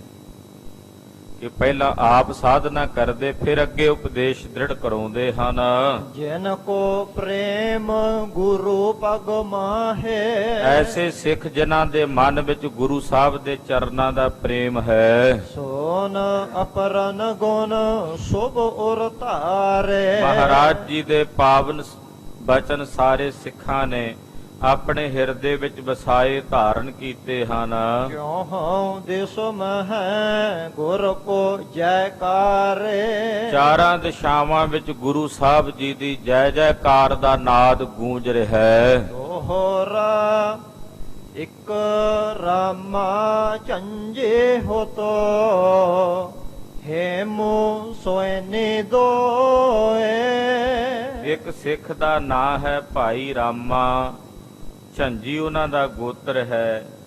ਦੂਜਾ ਸਿੱਖ ਹੈ ਭਾਈ ਹੇਮੂ, ਸੋਇਨੀ ਉਹਨਾਂ ਦੀ ਬਰਾਦਰੀ ਹੈ, ਜਾਤ ਹੈ। ਜੱਟੂ ਭੰਡਾਰੇ ਤ੍ਰਿਤੇ ਸਹਦਰੇ ਰਹਿ ਸੋਏ। ਔਰ ਤੀਜਾ ਭਾਈ ਜੱਟੂ ਭੰਡਾਰੀ ਉਹਨਾਂ ਦਾ ਗੋਤ ਹੈ। ਇਹ ਤਿੰਨ ਸਿੱਖ ਨੇ, ਇਹ ਸ਼ਾਹਦਰੇ ਦੇ ਰਹਿਣ ਵਾਲੇ ਹਨ। ਪਏ ਸ੍ਰੀ ਅਰਜਨ ਕੇ ਸਰਨੇ ਆਏ। ਇਹ ਤਿੰਨੇ ਸਿੱਖ ਸ਼ਾਹਦਰੇ ਤੋਂ ਚੱਲ ਕੇ ਮਹਾਰਾਜ ਗੁਰੂ ਪੰਜਵੇਂ ਪਾਤਸ਼ਾਹ ਦੀ ਸ਼ਰਨ ਵਿੱਚ ਆਏ ਹਨ। ਪਾਦ ਅਰਪਿੰਦਨ ਸੀਸ ਨਿਵਾਏ। ਔਰ ਗੁਰੂ ਸਾਹਿਬ ਦੇ ਚਰਨਾਂ ਵਿੱਚ ਆ ਕੇ ਬੜੇ ਅਦਬ ਸਤਕਾਰ ਸਹਿਤ ਇਹਨਾਂ ਨੇ ਬੰਦਨਾ ਕੀਤੀ ਹੈ। ਪ੍ਰਸੰਨ ਕਰਿਓ ਹਮ ਸੁਨਤ ਹਮੇਸ਼। ਇਹਨਾਂ ਬੇਨਤੀ ਕੀਤੀ, ਸਵਾਲ ਕੀਤਾ, ਸਤਿਗੁਰੂ ਜੀ ਅਸੀਂ ਰੋਜ਼ ਸੁਣਦੇ ਹਾਂ। ਕੀਰਤਨ ਕਥਾ ਰੁਚਿਰ ਉਪਦੇਸ਼। ਕਥਾ ਵੀ ਸੁਣਦੇ ਹਾਂ, ਕੀਰਤਨ ਵੀ ਸੁਣਦੇ ਹਾਂ। ਜੋ ਪਵਿੱਤਰ ਉਪਦੇਸ਼ ਕਥਾ ਤੇ ਕੀਰਤਨ ਰਾਹੀਂ ਕੀਤਾ ਜਾਂਦਾ ਹੈ, ਉਹ ਉਪਦੇਸ਼ ਅਸੀਂ ਧਿਆਨ ਨਾਲ ਸੁਣਦੇ ਹਾਂ। ਔਰ ਮਹਿ ਨਹਿ ਠਹਿਰੈ ਠਹਿਰਾਏ। ਮਹਾਰਾਜ ਜੀ ਸੁਣਦੇ ਹਾਂ ਕਥਾ ਤੇ ਕੀਰਤਨ, ਪਰ ਸਾਡੇ ਹਿਰਦੇ ਵਿੱਚ ਉਹ ਕਥਾ ਕੀਰਤਨ ਠਹਿਰਦਾ ਨਹੀਂ, ਸਾਡੇ ਹਿਰਦੇ ਵਿੱਚ ਵਸਦਾ ਨਹੀਂ। ਸੁਣਦੇ ਹਾਂ ਪਰ ਠਹਿਰਦਾ ਨਹੀਂ ਮਨ ਵਿੱਚ। ਸਾਡੇ ਵਿੱਚੋਂ ਵੀ ਕਈਆਂ ਦੀ ਇਹ ਹਾਲਤ ਹੋਵੇਗੀ। ਕਥਾ ਸੁਣ ਕੇ ਭਾਵੇਂ ਕੀਰਤਨ ਸੁਣ ਕੇ ਬਾਹਰ ਨਿਕਲੀਏ, ਭਾਵੇਂ ਕਥਾ ਸੁਣਦਿਆਂ ਸੁਣਦਿਆਂ ਤਾਂ ਬੜਾ ਸਵਾਦ ਆਈ ਜਾਂਦਾ, ਰਸ ਆਈ ਜਾਂਦਾ, ਪਰ ਬਾਅਦ ਵਿੱਚ ਪੁੱਛੋ ਵੀ ਕੀ ਕਥਾ ਹੋਈ ਹੈ, ਕਹਿੰਦੇ ਜੀ ਉਹ ਤਾਂ ਚੇਤਾ ਨਹੀਂ ਰਿਹਾ ਹੁਣ ਕੀ ਹੋਇਆ ਸੀ। ਇੱਕ ਸੱਜਣ ਇੱਥੇ ਹੀ, ਹੁਣ ਤਾਂ ਉਹ ਸਰੀਰ ਤਿਆਗ ਗਿਆ, ਬਜ਼ੁਰਗ ਸੀ। ਕਥਾ ਉਹਨੇ ਰੋਜ਼ ਸੁਣਨ ਆਉਣਾ, ਮੈਨੂੰ ਰੋਜ਼ ਉਹਨੇ ਕਹਿਣਾ ਗਿਆਨੀ ਜੀ ਬੜਾ ਆਨੰਦ ਆਉਂਦਾ ਕਥਾ ਦਾ, ਬੜਾ ਰਸ ਆਉਂਦਾ। ਕਈ ਦਿਨ ਕਹਿੰਦਾ ਰਿਹਾ। ਇੱਕ ਦਿਨ ਮੈਂ ਸੁਭਾਵਕ ਉਹਨੂੰ ਬੇਨਤੀ ਕੀਤੀ, ਮੈਂ ਬਾਬਾ ਜੀ ਅੱਜ ਜਿਹੜੀ ਕਥਾ ਹੋਈ ਆ ਉਹਦੇ ਵਿੱਚੋਂ ਕਿਹੜੀ ਗੱਲ ਵਧੀਆ ਲੱਗੀ, ਜਿਹਦੇ ਚ ਰਸ ਪ੍ਰਾਪਤ ਹੋਇਆ, ਕਿਹੜਾ ਬਚਨ? ਉਹ ਕਹਿੰਦਾ, ਅੱਗੋਂ ਜਵਾਬ ਦਿੰਦਾ, ਕਹਿੰਦਾ ਜੀ ਇੰਨਾ ਥੋੜੀ ਚੇਤੇ ਰਹਿੰਦਾ, ਇੰਨਾ ਥੋੜੀ ਯਾਦ ਰਹਿੰਦਾ। ਇਹ ਹਾਲਤ ਕਿਉਂ ਬਣਦੀ ਹੈ ਐਸੀ? ਫਿਰ ਅਸੀਂ ਕਹਿੰਦੇ ਜੀ ਸਾਡੀ ਯਾਦ ਆਸਤ ਨਹੀਂ, ਇਸ ਕਰਕੇ ਭੁੱਲ ਜਾਂਦਾ। ਇਹ ਗੱਲ ਯਾਦ ਆਸਤ ਨਾਲ ਸੰਬੰਧਿਤ ਨਹੀਂ ਹੈ। ਕਿਉਂ ਭੁੱਲਦੀ ਹੈ ਉਹ ਕਥਾ ਕੀਰਤਨ ਦੀ ਬਾਤ? ਕਿਉਂ ਵਿਸਰਦੀ ਹੈ? ਹੁਣੇ ਹੁਕਮਨਾਮਾ ਸੁਣ ਕੇ ਗਏ, ਬਾਹਰ ਪਹੁੰਚੇ ਹੀ ਤੇ ਕਿਸੇ ਨੇ ਪੁੱਛਿਆ ਕੀ ਹੁਕਮਨਾਮਾ, ਚੇਤਾ ਹੀ ਨਹੀਂ ਆਉਂਦਾ, ਯਾਦ ਹੀ ਨਹੀਂ ਆਉਂਦਾ। ਐਸਾ ਕਿਉਂ ਹੁੰਦਾ? ਇਹ ਬੇਨਤੀ ਉਹਨਾਂ ਸਿੱਖਾਂ ਨੇ ਵੀ ਕੀਤੀ, ਕਿਉਂਕਿ ਉਹਨਾਂ ਅੰਦਰ ਵੀ ਇਹੋ ਜਿਹੀ ਘਟਨਾ ਘਟਦੀ ਸੀ। ਉਹਨਾਂ ਆਖਿਆ, ਮਹਾਰਾਜ ਅਸੀਂ ਕਥਾ ਵੀ ਸੁਣਦੇ, ਕੀਰਤਨ ਵੀ ਸੁਣਦੇ ਆ, ਪਰ ਜੋ ਸੁਣਿਆ ਹੁੰਦਾ ਉਹ ਸਾਡੇ ਮਨ 'ਚ ਠਹਿਰਦਾ ਨਹੀਂ, ਸਾਡਾ ਮਨ ਉਹਨੂੰ ਗ੍ਰਹਿਣ ਨਹੀਂ ਕਰਦਾ, ਮਨ ਵਿੱਚ ਉਹ ਵਸਦਾ ਨਹੀਂ। ਕਿਮ ਕਲਿਆਣ ਅੰਤ ਕੋ ਪਾਏ। ਮਹਾਰਾਜ ਸਾਡਾ ਕਲਿਆਣ ਕਿਵੇਂ ਹੋਵੇਗਾ, ਅੰਤ ਨੂੰ ਅਸੀਂ ਕਿਵੇਂ ਮੁਕਤੀ ਨੂੰ ਪ੍ਰਾਪਤ ਹੋਵਾਂਗੇ। ਸ੍ਰੀ ਮੁਖ ਤੇ ਸ਼ੁਭ ਬਾਕ ਬਖਾਨਾ। ਸੁਣ ਕੇ ਮਹਾਰਾਜ ਪੰਜਵੇਂ ਪਾਤਸ਼ਾਹ ਜੀ ਬੋਲੇ, ਕਹਿਣ ਲੱਗੇ ਪੂਰਬ ਸੁਨ ਹੈ ਪ੍ਰੇਮ ਕਰ ਕਾਨਾ। ਮਹਾਰਾਜ ਜੀ ਕਹਿਣ ਲੱਗੇ, ਭਾਈ ਸਿੱਖੋ, ਜਦੋਂ ਪਹਿਲਾਂ ਸੁਣਨ ਬੈਠਣਾ ਨਾ ਤੁਸੀਂ, ਉਸ ਵੇਲੇ ਬੜੇ ਪਿਆਰ ਨਾਲ ਪ੍ਰੇਮ ਨਾਲ ਬੈਠਣਾ ਸੁਣਨ ਵਾਸਤੇ। ਪੂਰਨ ਤੌਰ ਤੇ ਪ੍ਰੇਮ ਤਾਂ ਹਿਰਦੇ ਚ ਵਸਾ ਕੇ ਧਾਰਨ ਕਰਕੇ ਪ੍ਰੇਮ ਨਾਲ ਸੁਣਨਾ ਹੈ। ਕਰ ਹੈ ਮਨਨ ਨਿਤ ਆਸਨ ਫੇਰ। ਸੁਣਨ ਤੋਂ ਬਾਅਦ ਦੂਜਾ ਪੜਾਅ ਹੁੰਦਾ ਮੰਨਣ ਦਾ, ਤੇ ਮੰਨਣ ਤੋਂ ਬਾਅਦ ਫਿਰ ਤੀਜਾ ਪੜਾਅ ਹੁੰਦਾ ਨਿਧਿਆਸਣ ਦਾ। ਸੁਣਨਾ ਹੈ, ਫਿਰ ਮੰਨਣਾ ਹੈ, ਫਿਰ ਉਹਦੀ ਕਮਾਈ ਕਰਨੀ ਹੈ, ਉਹਦਾ ਨਿਧਿਆਸਣ ਕਰਨਾ ਹੈ। ਤੀਨੋ ਜਾਬ ਇਕਤਰ ਇਨ ਹੇਰ। ਜਦੋਂ ਇਹ ਤਿੰਨੇ ਚੀਜ਼ਾਂ ਇਕੱਠੀਆਂ ਹੋ ਜਾਂਦੀਆਂ ਨੇ, ਸੁਣਨਾ, ਮੰਨਣਾ ਤੇ ਕਮਾਈ ਕਰਨੀ, ਇਹ ਤਿੰਨੇ ਜਦੋਂ ਇਕੱਠੇ ਹੋ ਜਾਣ, ਤਾਬ ਠਹਿਰ ਹੈ ਸਿੱਖ ਕੇ ਉਰਮ ਹੈ। ਉਸ ਵਕਤ ਫਿਰ ਜਿਹੜੀ ਇਹ ਕਥਾ ਕੀਰਤਨ ਹੈ, ਇਹ ਫਿਰ ਸਿੱਖ ਦੇ ਹਿਰਦੇ 'ਚ ਠਹਿਰ ਜਾਂਦੀ ਹੈ। ਜਦੋਂ ਤਿੰਨੇ ਇਕੱਠੇ ਹੋਣ, ਕੱਲਾ ਸੁਣਨਾ ਹੋਵੇਗਾ ਗੱਲ ਨਹੀਂ ਬਣਨੀ, ਸੁਣਨ ਨਾਲ ਮੰਨਣਾ ਵੀ ਹੋਵੇ ਤੇ ਨਿਧਿਆਸਣ ਵੀ ਹੋਵੇ। ਜਦੋਂ ਤਿੰਨੇ ਇੱਕ ਹੋਣਗੇ, ਫਿਰ ਜੋ ਸੁਣੋਗੇ ਉਹ ਹਿਰਦੇ 'ਚ ਵਸ ਜਾਏਗਾ, ਉਹ ਫਿਰ ਹਿਰਦੇ 'ਚ ਘਰ ਕਰੇਗਾ। ਰਹਿ ਵਿਚਾਰਤ ਬਿਸਰਹਿ ਨਾਹੀਂ। ਫਿਰ ਉਹਨੂੰ ਆਪਣੇ ਹਿਰਦੇ 'ਚ ਵਿਚਾਰਦਾ ਰਹਿੰਦਾ ਸਿੱਖ, ਫਿਰ ਉਹ ਹਿਰਦੇ ਵਿੱਚੋਂ ਨਹੀਂ ਵਿਸਰਦਾ। ਸਰਵਨ ਕਰਨ ਹੈ ਦੋਏ ਪ੍ਰਕਾਰ। ਮਹਾਰਾਜ ਜੀ ਕਹਿੰਦੇ ਹੁਣ ਜਿਹੜਾ ਸੁਣਨਾ ਹੈ ਨਾ, ਸੁਣਨਾ ਇਹ ਦੋ ਪ੍ਰਕਾਰ ਦਾ ਹੈ। ਇਹ ਸੁਣ ਕੇ ਹੁਣ ਅਸੀਂ ਅੰਦਾਜ਼ਾ ਲਾ ਲੈਣਾ ਵੀ ਅਸੀਂ ਕਿਸ ਤਰ੍ਹਾਂ ਦਾ ਸੁਣਦੇ ਹਾਂ। ਜਿਹੜਾ ਸੁਣਨਾ ਹੈ ਨਾ ਕਥਾ ਕੀਰਤਨ, ਇਹ ਦੋ ਪ੍ਰਕਾਰ ਦਾ ਹੈ। ਸੁਨ ਹੈ ਸਥਿਤ ਸਤ ਸੰਗ ਮਝਾਰ। ਇੱਕ ਤਾਂ ਸੁਣਨਾ ਸਤ ਸੰਗਤ ਵਿੱਚ ਟਿਕ ਕੇ, ਮਾਨ ਦਹਦ ਸੁਮਹਿ ਦੌਰਤ ਫਿਰੈ। ਵੀ ਬੈਠਾ ਸੰਗਤ ਵਿੱਚ ਹੈ, ਮਨ ਦਸਾਂ ਦਿਸ਼ਾਵਾਂ 'ਚ ਦੌੜਿਆ ਫਿਰਦਾ। ਕਥਾ ਚੱਲ ਰਹੀ ਹੈ, ਕੀਰਤਨ ਚੱਲ ਰਿਹਾ ਹੈ, ਹੁਕਮਨਾਮਾ ਹੋ ਰਿਹਾ ਹੈ, ਬੈਠਾ ਸੰਗਤ ਵਿੱਚ ਹੈ, ਮਨ ਦਸਾਂ ਦਿਸ਼ਾਵਾਂ ਵਿੱਚ ਦੌੜਿਆ ਫਿਰਦਾ ਹੈ। ਕਹਾਂ ਕਹੈ ਕੁਛ ਹਿਰਦੈ ਨ ਧਰੈ। ਕੀ ਕਿਹਾ ਗਿਆ ਕਥਾ ਵਿੱਚ, ਕੀ ਕਿਹਾ ਗਿਆ ਕੀਰਤਨ ਵਿੱਚ, ਕੁਝ ਨਹੀਂ ਪਤਾ। ਫਿਰ ਸਾਡੇ ਮਨ ਨੂੰ ਕਿੱਥੇ ਯਾਦ ਰਹਿਣਾ, ਜਦੋਂ ਮਨ ਟਿਕਿਆ ਹੀ ਨਹੀਂ ਉੱਥੇ, ਤੇ ਫਿਰ ਯਾਦ ਕੀ ਰਹਿਣਾ ਸੀ। ਬਾਹਰ ਜਾਂਦਿਆਂ ਵਾਕਈ ਭੁੱਲਣਾ ਹੀ ਸੀ ਸਾਰਾ ਕੁਝ, ਕਿਉਂਕਿ ਜਦੋਂ ਮਨ ਹੀ ਨਹੀਂ ਸੀ ਉੱਥੇ, ਫਿਰ ਕੀ ਕਥਾ ਵਿੱਚ ਕਿਹਾ ਗਿਆ, ਕੀਰਤਨ 'ਚ ਕੀ ਕਿਹਾ ਗਿਆ, ਫਿਰ ਚੇਤੇ ਨਹੀਂ ਰਹਿੰਦਾ। ਤਨਕ ਪੁੰਨ ਇਸ ਸਰਵਨ ਬਖਾਨ। ਪਰ ਇਹੋ ਜੇ ਸੁਣਨ ਦਾ ਜਿਹੜਾ ਪੁੰਨ ਹੈ ਉਹ ਤਨਕ ਥੋੜਾ ਜਿਹਾ ਹੈ। ਇਹ ਨਹੀਂ ਵੀ ਹੈ ਹੀ ਨਹੀਂ ਇਹਦਾ ਪੁੰਨ, ਵੀ ਕਹਿੰਦੇ ਹੈ, ਪਰ ਬਿਲਕੁਲ ਥੋੜਾ ਜਿਹਾ ਪੁੰਨ ਹੈ ਐਸੇ ਸੁਣਨ ਦਾ। ਜਾਨੋ ਹੋ ਭੂਤਨ ਅਗਨ ਸਮਾਨ। ਇਹ ਭੂਤ ਦੀ ਅੱਗ ਦੇ ਸਮਾਨ ਹੈ ਇਹੋ ਜਿਹਾ ਸੁਣਨਾ, ਵੀ ਕਦੇ ਇੱਥੇ ਬਲ ਗਈ, ਕਦੇ ਉੱਥੇ ਬਲ ਗਈ, ਕਦੇ ਉੱਥੇ ਬਲ ਗਈ, ਸਵਾਰਦੀ ਕੁਝ ਨਹੀਂ ਕਿਸੇ ਦਾ। ਜਿਹੜੀ ਭੂਤ ਅੱਗ ਨਹੀਂ ਹੁੰਦੀ ਹੈ, ਉਹ ਦਿਸਦੀ ਜ਼ਰੂਰ ਹੈ, ਵੀ ਹੁਣ ਇੱਥੇ ਬਲਦੀ ਦਿਸਦੀ, ਹੁਣ ਇੱਥੇ ਦਿਸਦੀ ਹੈ, ਉਹ ਭੂਤ ਦੀ ਅਗਨੀ ਦੇ ਸਮਾਨ ਹੈ। ਪਾਪ ਦਗਦ ਨਹਿ ਇਸ ਤੇ ਹੋਏ। ਹੁਣ ਇਹ ਭੂਤ ਅਗਨੀ ਦੇ ਨਾਲ ਜਿਹੜੇ ਪਾਪ ਨੇ ਉਹ ਦਗਦ ਨਹੀਂ ਹੁੰਦੇ। ਜਿਹੜਾ ਇਹੋ ਜਿਹਾ ਸੁਣਨਾ ਵੀ ਮਨ ਦਸਾਂ ਦਿਸ਼ਾਵਾਂ 'ਚ ਭੱਜਿਆ ਫਿਰੇ, ਸਰੀਰ ਸੰਗਤ ਵਿੱਚ ਬੈਠਾ, ਉਹਦਾ ਥੋੜਾ ਬਹੁਤਾ ਪੁੰਨ ਤਾਂ ਮਿਲੇਗਾ, ਪਰ ਪਾਪ ਦਗਦ ਨਹੀਂ ਹੋਣਗੇ, ਕਿਉਂਕਿ ਇਹ ਭੂਤ ਦੀ ਅੱਗ ਹੈ। ਭੂਤ ਦੀ ਅੱਗ ਨਾਲ ਜੀਵ ਦੇ ਪਾਪ ਕਰਮ ਨਹੀਂ ਨਸ਼ਟ ਹੋਣਗੇ। ਇੱਕ ਮਨ ਹੋਏ ਸੁਨ ਹੈ ਸਿੱਖ ਜੋਏ। ਪਰ ਦੂਜੇ ਪਾਸੇ ਜਿਹੜੇ ਸਿੱਖ ਸੰਗਤ ਵਿੱਚ, ਇਹ ਦੂਜੇ ਪ੍ਰਕਾਰ ਦਾ ਸੁਣਨਾ, ਉਹ ਕਿਹੜਾ ਕਿ ਸੰਗਤ ਵਿੱਚ ਬੈਠ ਕੇ ਇੱਕ ਮਨ ਹੋ ਕੇ ਸੁਣਨਾ। ਸੋ ਚੁੱਲ੍ਹੇ ਕੇ ਅਗਨ ਵਿਚਾਰ। ਇੱਕ ਮਨ ਹੋ ਕੇ ਸੁਣਨਾ, ਮਨ ਨੂੰ ਇਕਾਗਰ ਕਰਕੇ ਸੁਣਨਾ। ਇਹੋ ਜਿਹੇ ਗੁਰਸਿੱਖ ਮਿਲਦੇ ਨੇ ਕਿ ਅੱਜ ਤੋਂ ਭਾਵੇਂ 15 ਸਾਲ ਪਹਿਲਾਂ ਦੀ ਕਥਾ ਉਹਨਾਂ ਨੂੰ ਪੁੱਛੋ ਵੀ ਉਦੋਂ ਦੇ ਵੀ ਬਚਨ ਉਹਨਾਂ ਨੂੰ ਚੇਤੇ ਹੁੰਦੇ ਵੀ ਉਦੋਂ ਆਹ ਕਥਾ ਹੋਈ ਸੀ।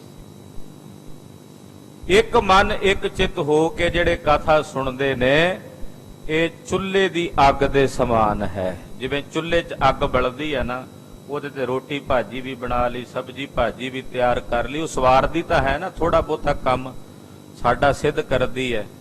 ਕਹਿੰਦੇ ਇਸ ਤਰ੍ਹਾਂ ਜਿਹੜਾ ਇੱਕ ਮਨ ਹੋ ਕੇ ਸੁਣਨਾ, ਉਹ ਚੁੱਲ੍ਹੇ ਦੀ ਅੱਗ ਦੇ ਬਰਾਬਰ ਹੈ। ਸਭ ਕਾਰਜ ਕੋ ਦੇਤ ਸਵਾਰ। ਹੁਣ ਉਹ ਜਿਹੜੀ ਚੁੱਲ੍ਹੇ ਦੀ ਅੱਗ ਹੈ, ਉਹ ਸਾਰੇ ਕੰਮ ਸਵਾਰ ਦਿੰਦੀ ਹੈ, ਉਹ ਰਸੋਈ ਦੇ ਸਾਰੇ ਕਾਰਜ ਸਿੱਧ ਕਰ ਦਿੰਦੀ ਹੈ। ਜੇ ਕਰ ਤਿਸ ਪਰ ਜਲ ਦੇ ਪਾਏ। ਪਰ ਉਸ ਚੁੱਲ੍ਹੇ ਦੀ ਅੱਗ ਦੇ ਉੱਤੇ ਜੇ ਕੋਈ ਪਾਣੀ ਭਰ ਕੇ ਪਾ ਦੇਵੇ, 2-4 ਗਲਾਸ ਪਾਣੀ ਦੇ ਸੁੱਟ ਦੇਵੇ, ਬੁਝ ਹੈ ਤੁਰਤ ਨਹਿ ਤਪਤ ਰਹਾਏ। ਉਹ ਅੱਗ ਉਸੇ ਵੇਲੇ ਬੁਝ ਕੇ ਠੰਡੀ ਹੋ ਜਾਂਦੀ, ਫਿਰ ਉਹਦੇ 'ਚ ਤਪਸ਼ ਨਹੀਂ ਰਹਿੰਦੀ, ਗਰਮੀ ਨਹੀਂ ਰਹਿੰਦੀ। ਤਿਮ ਘਰ ਕੇ ਕਾਰਜ ਪਰ ਜਾਏ। ਹੁਣ ਕਹਿੰਦੇ ਸੰਗਤ ਵਿੱਚ ਇੱਕ ਮਨ ਇੱਕ ਚਿੱਤ ਹੋ ਕੇ ਸੁਣਿਆ, ਉਹਨਾਂ ਚਿਰ ਤਾਂ ਸਵਾਦ ਆਨੰਦ ਰਸ ਮਾਣਿਆ, ਚੁੱਲ੍ਹੇ ਦੀ ਅੱਗ ਬਲਦੀ ਰਹੀ, ਉਹਦੇ ਨਾਲ ਕੰਮ ਸਿੱਧ ਹੁੰਦਾ ਰਿਹਾ।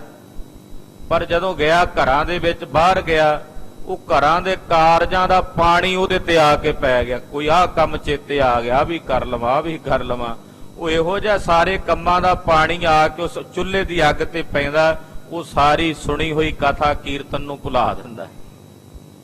ਉਹਦੇ ਉੱਤੇ ਪਾ ਕੇ ਬਿਲਕੁਲ ਉਸ ਅੱਗ ਨੂੰ ਬੁਝਾ ਕੇ ਸ਼ਾਂਤ ਕਰ ਦਿੰਦਾ ਹੈ। ਸਤਨਾਮ ਕੋ ਦੇ ਬਿਸਰਾਏ। ਔਰ ਸੱਚੇ ਨਾਮ ਦਾ ਜਾਪ ਜਿਹੜਾ ਹੈ, ਉਹ ਕੰਮਾਂ ਨੂੰ ਚੇਤੇ ਕਰਨ ਕਰਕੇ ਹਿਰਦੇ ਚੋਂ ਵਿਸਰ ਜਾਂਦਾ ਹੈ। ਸਰਵਨ ਪਿਛਾਰੇ ਮਨਨ ਜੇ ਹੋਏ। ਹਾਂ, ਜਿਨ੍ਹਾਂ ਨੇ ਸੁਣ ਲਿਆ ਇੱਕ ਮਨ ਚਿੱਤ ਹੋ ਕੇ, ਸੁਣਨ ਤੋਂ ਬਾਅਦ ਫਿਰ ਜਿਨ੍ਹਾਂ ਨੇ ਮੰਨਿਆ, ਮਨਨ ਕੀਤਾ, ਪਾਵਕ ਤੜਤਾ ਕੀ ਸਮ ਸੋਏ। ਕਹਿੰਦੇ ਉਹ ਬਿਜਲੀ ਦੀ ਅੱਗ ਦੇ ਸਮਾਨ। ਜਿਵੇਂ ਆਕਾਸ਼ ਵਿੱਚ ਬਿਜਲੀ ਚਮਕਦੀ ਹੈ ਨਾ, ਉਹ ਜਿੱਥੇ ਪੈਂਦੀ ਹੈ ਇੱਕਦਮ ਬਹੁਤ ਸਾਰੀਆਂ ਚੀਜ਼ਾਂ ਨੂੰ ਸਾੜ ਕੇ ਸੁਆਹ ਕਰ ਦਿੰਦੀ ਹੈ। ਉਹ ਬਿਜਲੀ ਦੀ ਅੱਗ ਦੇ ਸਮਾਨ ਹੈ। ਜਾਲ ਅਸੰਖ ਮਹਿ ਬਾਸੋ ਤਾਹੇ। ਉਹ ਜਿਹੜੀ ਬਿਜਲੀ ਹੈ, ਉਹ ਜੇ ਕਿਤੇ ਸਮੁੰਦਰ ਵਿੱਚ ਵੀ ਪੈ ਜੇ ਨਾ, ਤੇ ਹਜ਼ਾਰਾਂ ਮਣ, ਹਜ਼ਾਰਾਂ ਟਨ ਪਾਣੀ ਨੂੰ ਸਾੜ ਕੇ ਖਤਮ ਕਰ ਦਿੰਦੀ ਹੈ। ਜਿਹੜੀ ਆਕਾਸ਼ ਦੀ ਬਿਜਲੀ ਹੈ ਨਾ, ਉਹ ਹਜ਼ਾਰਾਂ ਟਨ ਪਾਣੀ ਦੇ ਉੱਤੇ ਵੀ ਪੈ ਜਾਏ ਨਾ, ਉਹਦੇ ਨਾਲ ਵੀ ਉਹ ਬੁੱਝਦੀ ਨਹੀਂ, ਸਗੋਂ ਉਹਨੂੰ ਵੀ ਸਾੜ ਕੇ ਸਵਾਹ ਕਰ ਦਿੰਦੀ ਹੈ। ਤੇਜ ਹਾਨ ਕਰ ਬੁਝੈ ਸੋ ਨਾਹੈ। ਤੇਜ ਹਾਨੀ ਕਰਕੇ ਉਹ ਪਾਣੀ ਦੀ ਫਿਰ ਵੀ ਨਹੀਂ ਬੁਝਦੀ। ਕਰ ਕੈ ਸਰਵਨ ਜੋ ਧਰਹਿ ਵਿਚਾਰੇ। ਇਸੇ ਤਰ੍ਹਾਂ ਜਿਹੜੇ ਸੁਣ ਕੇ ਆਪਣੇ ਹਿਰਦੇ 'ਚ ਮਨਨ ਕਰਦੇ ਨੇ, ਸਮਝ ਲਓ ਉਹਨਾਂ ਦੇ ਹਿਰਦੇ ਵਿੱਚ ਬਿਜਲੀ ਦੀ ਅਗਨੀ ਜਲ ਪਈ ਹੈ, ਕਿ ਕੁਝ ਨਾ ਕੁਝ ਮਨਨ ਉਹਨਾਂ ਦੇ ਹਿਰਦੇ 'ਚ ਚੱਲ ਰਿਹਾ ਹੈ। ਕਾਜ ਕਰਤ ਸੋ ਨਹੀਂ ਬਸਾਰੇ। ਉਹ ਫਿਰ ਕੰਮ ਕਰਦਿਆਂ ਹੋਇਆਂ ਵੀ ਜੋ ਸੁਣਿਆ ਉਹਨੂੰ ਆਪਣੇ ਹਿਰਦੇ 'ਚ ਨਹੀਂ ਵਿਸਾਰਦੇ। ਸੁਣਿਆ ਕੀ ਹੈ? ਕੇਵਲ ਨਾਮ ਜਪੋ ਰੇ ਪ੍ਰਾਣੀ, ਪਰ ਉਹ ਏਕ ਕੀ ਸਰਨਾ। ਇਹ ਸੁਣ ਲਿਆ, ਫਿਰ ਜਦੋਂ ਸੁਣ ਕੇ ਮੰਨਿਆ, ਹਿਰਦੇ ਵਿੱਚੋਂ ਨਾਮ ਨਾ ਵਿਸਰੇ, ਵਾਹਿਗੁਰੂ ਵਾਹਿਗੁਰੂ ਵਾਹਿਗੁਰੂ। ਕੰਮ ਕਰਦਾ ਰਹੇ ਸਰੀਰ ਦੇ ਨਾਲ ਬਾਹਰਲੇ, ਪਰ ਮਨ ਚੋਂ ਪਰਮੇਸ਼ਰ ਦਾ ਚਿੰਤਨ ਚੱਲਦਾ ਰਹੇ। ਰੱਖ ਹੈ ਸਿਮਰਨ ਸੋ ਸਭ ਕਾਲ। ਉਹ ਹਰ ਵੇਲੇ ਜੋ ਸੁਣਿਆ ਉਹਨੂੰ ਆਪਣੇ ਹਿਰਦੇ 'ਚ ਯਾਦ ਰੱਖਦਾ ਹੈ। ਜੇ ਨਿਤ ਆਸਨ ਕਰਹਿ ਸੰਭਾਲ। ਫਿਰ ਉਹਦੇ ਤੋਂ ਅੱਗੇ ਹੈ ਨਿਧਿਆਸਨ। ਜੋ ਸੁਣਿਆ, ਜੋ ਮੰਨਿਆ, ਫਿਰ ਉਹਦੀ ਕਮਾਈ ਕਰਨੀ, ਹਰ ਵੇਲੇ ਸਾਧਨਾ ਵਿੱਚ ਜੁੜਿਆ ਰਹਿਣਾ। ਸੁਨ ਹੈ ਵਿਚਾਰ ਹੈ ਲੱਗਿਓ ਕਮਾਵਨ। ਜੋ ਸੁਣਿਆ ਹੈ, ਮਨ ਕਰਕੇ ਵਿਚਾਰਿਆ ਹੈ, ਫਿਰ ਉਹਦੀ ਕਮਾਈ ਕਰਨ ਲੱਗੇ, ਉਹਨੂੰ ਕਮਾਉਣ ਲੱਗ ਪਵੇ। ਤਾਨ ਮਨ ਤੇ ਹੋਵਹਿ ਬਹੁ ਪਾਵਨ। ਔਰ ਉਹ ਤਨ ਕਰਕੇ ਤੇ ਮਨ ਕਰਕੇ ਪਵਿੱਤਰ ਹੋ ਜਾਂਦਾ ਹੈ। ਸੋ ਬੜਵਾ ਨਲ ਭਈ ਪ੍ਰਕਾਸ਼। ਉਹ ਬੜਵਾ ਅਗਨੀ ਦੇ ਸਮਾਨ ਹੈ। ਰਹਿ ਸਿੰਧ ਜਲ ਕਰਹਿ ਬਿਨਾਸ਼। ਬੜਵਾ ਅਗਨ ਕਿਹਨੂੰ ਕਹਿੰਦੇ ਨੇ? ਜਵਾਲਾਮੁਖੀ ਦੀ ਅੱਗ। ਉਹ ਸਮੁੰਦਰ ਦੇ ਵਿੱਚ ਬਲਦੀ ਹੈ, ਪਾਣੀ ਹੁੰਦਾ ਆਲੇ ਦੁਆਲੇ, ਪਰ ਵਿੱਚ ਉਹ ਅੱਗ ਪਾਣੀ ਵਿੱਚ ਵੀ ਬਲਦੀ ਰਹਿੰਦੀ, ਖੌਲਦੀ ਰਹਿੰਦੀ ਹੈ, ਔਰ ਉਹਦੇ ਚੋਂ ਲਾਵਾ ਨਿਕਲਦਾ ਰਹਿੰਦਾ ਹੈ ਹਰ ਵਕਤ। ਜਾਲ ਪ੍ਰਿੰਦਨ ਤੇ ਬੁਝ ਹੈ ਸੋਨਾ ਹੈ। ਜਿੰਨਾ ਮਰਜੀ ਆਲੇ ਦੁਆਲੇ ਸਮੁੰਦਰ ਦਾ ਪਾਣੀ ਉਹਦੇ ਵਿੱਚ ਪਈ ਜਾਵੇ, ਉਹ ਨਹੀਂ ਬੁਝਦੀ। ਉਹ ਬਲਦੀ ਰਹਿੰਦੀ ਹੈ। ਜਾਲ ਪਾਪਨ ਨਿਤ ਕਰਤੀ ਦਾਹੇ। ਇਸੇ ਤਰ੍ਹਾਂ ਭਾਈ ਜਦੋਂ ਕੋਈ ਕਮਾਈ ਕਰਦਾ ਨਾ, ਉਹ ਜਵਾਲਾਮੁਖੀ ਦੀ ਅੱਗ ਹੈ, ਬੜਵਾ ਅਗਨੀ। ਜਿੰਨਾ ਮਰਜੀ ਪਾਪਾਂ ਦਾ ਪਾਣੀ ਉਹਦੇ ਤੇ ਪੈ ਜਾਏ, ਉਹ ਕਦੇ ਨਹੀਂ ਬੁਝਦੀ, ਉਹ ਹੋਰ ਪ੍ਰਚੰਡ ਹੁੰਦੀ ਚਲੀ ਜਾਂਦੀ। ਯਾਨੀ ਕਿ ਜੀਵ ਦੇ ਜਿੰਨੇ ਕੀਤੇ ਹੋਏ ਪਾਪ ਨੇ, ਉਹਨਾਂ ਸਾਰੇ ਪਾਪਾਂ ਨੂੰ ਸਾੜਦੀ ਹੈ ਕਮਾਈ। ਤਥਾ ਸਥਿਰ ਹੋਵਹਿ ਨਿਤ ਗਿਆਨ। ਔਰ ਉਹਨਾਂ ਦੇ ਹਿਰਦੇ ਵਿੱਚ ਜਿਹੜਾ ਗਿਆਨ ਹੈ, ਉਹ ਸਦਾ ਸਥਿਰ ਰਹਿੰਦਾ ਹੈ। ਕਮਾਈ ਕਰਨ ਵਾਲਿਆਂ ਦੇ ਹਿਰਦੇ 'ਚ ਗਿਆਨ ਉਜਾਗਰ ਰਹਿੰਦਾ ਹੈ। ਸ੍ਰੀ ਸਤਿਗੁਰ ਤੇ ਸੁਨ ਕਰ ਕਾਨ। ਧੰਨ ਗੁਰੂ ਅਰਜਨ ਦੇਵ ਸਾਹਿਬ ਪੰਜਵੇਂ ਪਾਤਸ਼ਾਹ ਜੀ ਮਹਾਰਾਜ ਜੀ ਦੇ ਪਵਿੱਤਰ ਬਚਨ ਇਹਨਾਂ ਸਿੱਖਾਂ ਨੇ ਸੁਣੇ ਹਨ। ਔਰ ਸਾਖਿਆਤਕਾਰ ਜਿਨ ਕੀਨਾ। ਔਰ ਜਿਨ੍ਹਾਂ ਨੇ ਆਪਣੇ ਹਿਰਦੇ ਵਿੱਚ ਪ੍ਰਮਾਤਮਾ ਨੂੰ ਸਾਖਸ਼ਾਤਕਾਰ ਕੀਤਾ ਹੈ, ਨਾਵ ਸਮ ਸਭ ਮਹਿ ਬ੍ਰਹਮ ਸੁਚੀਨਾ। ਉਹਨਾਂ ਨੇ ਸਾਰਿਆਂ ਵਿੱਚ ਬ੍ਰਹਮ ਨੂੰ ਚੀਨਾ ਵੇਖ ਲਿਆ, ਜਾਣ ਲਿਆ। ਗਿਆਨ ਤੇ ਪ੍ਰਥਮ ਸਰਵਣ ਤੁਮ ਕਰੋ। ਮਹਾਰਾਜ ਜੀ ਕਹਿਣ ਲੱਗੇ, ਸਿੱਖੋ ਇਸ ਕਰਕੇ ਸਭ ਤੋਂ ਪਹਿਲਾਂ ਤੁਸੀਂ ਸੁਣਨ ਦੀ ਆਦਤ ਬਣਾਓ, ਕਿ ਜਦੋਂ ਸੁਣਨਾ ਮਨ ਕਰਕੇ ਸੁਣਨਾ। ਸਭ ਤੋਂ ਪਹਿਲਾਂ ਸੁਣਿਆਂ ਦੀਆਂ ਪੌੜੀਆਂ ਵੀ ਨੇ 4। ਸਭ ਤੋਂ ਪਹਿਲਾਂ ਸੁਣਨ ਦੀ ਆਦਤ ਬਣਾਓ। ਮਨਨ ਬਹੁਰ ਨਿਤ ਆਸਨ ਧਰੋ। ਫਿਰ ਮਨਨ ਕਰੋ, ਜੋ ਸੁਣਿਆ ਫਿਰ ਉਹਨੂੰ ਮੰਨੋ। ਫਿਰ ਮੰਨੇ ਕੀ ਗਤ ਕਹੀ ਨਾ ਜਾਏ। ਮੰਨਣ ਵਾਲਿਆਂ ਨੂੰ ਕੀ ਕੀ ਮਿਲਦਾ, ਕੀ ਕੀ ਪ੍ਰਾਪਤ ਹੁੰਦਾ, 4 ਪੌੜੀਆਂ ਉਚਾਰੀਆਂ। ਹਾਂਜੀ। ਔਰ ਸਾਖਿਆਤਕਾਰ ਹੋਏ ਜਾਏ। ਫਿਰ ਜਦੋਂ ਨਿਧਿਆਸਣ ਕਰੋਗੇ, ਫਿਰ ਹਿਰਦੇ 'ਚ ਪ੍ਰਮਾਤਮਾ ਸਾਖਸ਼ਾਤਕਾਰ ਹੋ ਜਾਏਗਾ। ਫਿਰ ਅਵਸਥਾ ਬਣੇਗੀ ਪੰਚ ਪ੍ਰਵਾਨ, ਪੰਚ ਪ੍ਰਧਾਨ, ਪੰਚੇ ਪਾਵਹਿ ਦਰਗਹਿ ਮਾਨ। ਫਿਰ ਉਹ ਅਵਸਥਾ ਪ੍ਰਾਪਤ ਹੋਵੇਗੀ। ਜਨਮ ਮਰਨ ਦੁਖ ਅਖਲ ਬੈਲਾਏ। ਜਨਮ ਮਰਨ ਦਾ ਜਿੰਨਾ ਵੀ ਦੁੱਖ ਹੈ, ਉਹ ਦੁੱਖ ਨਸ ਜਾਵੇਗਾ। ਜੀਵਨ ਮੁਕਤ ਹੋਏ ਵਿਚਰੈ ਹੋ। ਫਿਰ ਉਹ ਜੀਵਨ ਮੁਕਤ ਹੋ ਕੇ ਸੰਸਾਰ ਵਿੱਚ ਵਿਚਰੇਗਾ।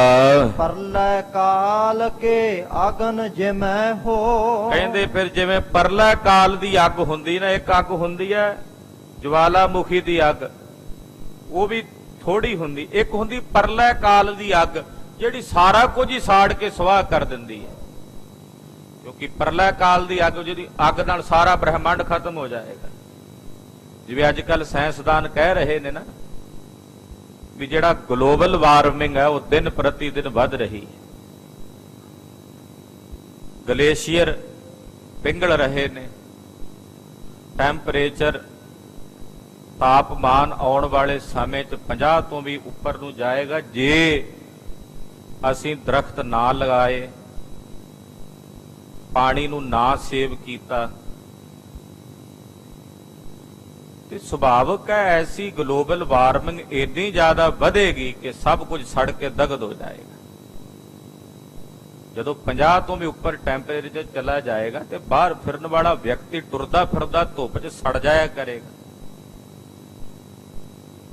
ਮਹਾਰਾਜ ਜੀ ਕਹਿੰਦੇ ਫਿਰ ਉਹ ਵੀ ਇੱਕ ਅੱਗ ਹੈ, ਉਹਨੂੰ ਪਰਲਾ ਕਾਲ ਦੀ ਅੱਗ ਕਹਿੰਦੇ, ਵੀ ਜਿਹੜੀ ਖਤਮ ਕਰ ਦਿੰਦੀ ਹੈ ਫਿਰ ਸਾਰਾ ਕੁਝ ਹੀ, ਸਭ ਕੁਝ ਹੀ ਵਿਨਾਸ਼ ਕਰ ਦਿੰਦੀ ਹੈ। ਹਾਂਜੀ। ਸਰਬ ਭਸਮ ਕਰ ਆਪੇ ਰਹੈ। ਉਹ ਸਾਰਿਆਂ ਨੂੰ ਸਾੜ ਕੇ ਫਿਰ ਪਿੱਛੇ ਅੱਗ ਹੀ ਰਹਿ ਜਾਂਦੀ ਹੈ, ਬਾਕੀ ਉਹ ਹੈ ਬ੍ਰਹਮ ਰੂਪ ਮਹਿ ਇਕਤਾ ਲਹੈ। ਜਦੋਂ ਕੋਈ ਨਿਧਿਆਸਣ ਕਰਕੇ ਕਮਾਈ ਕਰਕੇ ਉਹਦੇ ਅੰਦਰ ਰੱਬ ਸਾਖਸ਼ਾਤਕਾਰ ਹੁੰਦਾ ਨਾ, ਉਹਦੇ ਅੰਦਰ ਇਹੋ ਜੀ ਬ੍ਰਹਮ ਗਿਆਨ ਦੀ ਅਗਨ ਪ੍ਰਚੰਡ ਹੁੰਦੀ, ਫਿਰ ਉਹੀ ਰਹਿ ਜਾਂਦੀ ਹੈ, ਬਾਕੀ ਸਭ ਕੁਝ ਖਤਮ ਹੋ ਜਾਂਦਾ। ਫਿਰ ਬ੍ਰਹਮ ਦਿਸੈ, ਬ੍ਰਹਮ ਸੁਣੀਐ, ਇਹ ਅਵਸਥਾ ਬਣਦੀ ਹੈ। ਸ੍ਰੀ ਗੁਰ ਕੋ ਤਾਇਆ ਸੰਹਾਰੇ।